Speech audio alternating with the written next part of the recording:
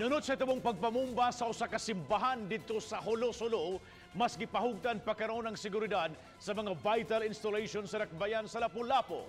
Kineron masiguro ang kalinaw sa syudad bisan pa man og layo ra kini sa dapit nga nahitabuan sa pagpamomba. Samtang gidasig usab ang mga katawhan nga mo report dayon kung adunay mga butang o kaha mga tawo nga kadudahan. Ani ang report? Gikundinan sa gamhanan sa Lapu-Lapu City ang pagpamumba sa usa ka simbahan sa Hulo. Di daghang nakalas ug umay-umay usab ang naangol. Bisan og layo ang Hulo, di nahitabo ang church bani apan buot masiguro ni Mayor Pastor Dasa nga magpabilin ang kahapsay ug kalinaw sa syudad.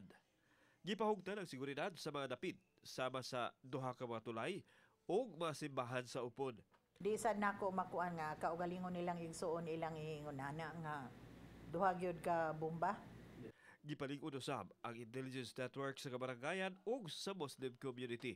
Ginasig sa mayor ang katawhan sa pagtao dayon sa mga otoridad kung adunay mga tao nga bag-ong salta o kanunahan ug mga lihok.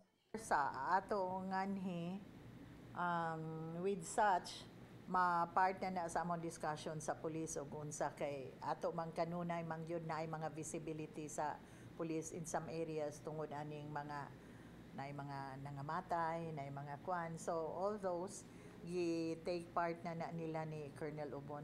Sa mga barangays, ato nang ipahibalo lang sad nga magposting og mga tanods, mga inanalagi ato namang yun nang ipangingon sa kabarangayan nga bagong new face in the barangay na murag mo report yun sila. Uban ni Rinanti Quiñones, ako si Alan Domingo. Balitang Bisdak.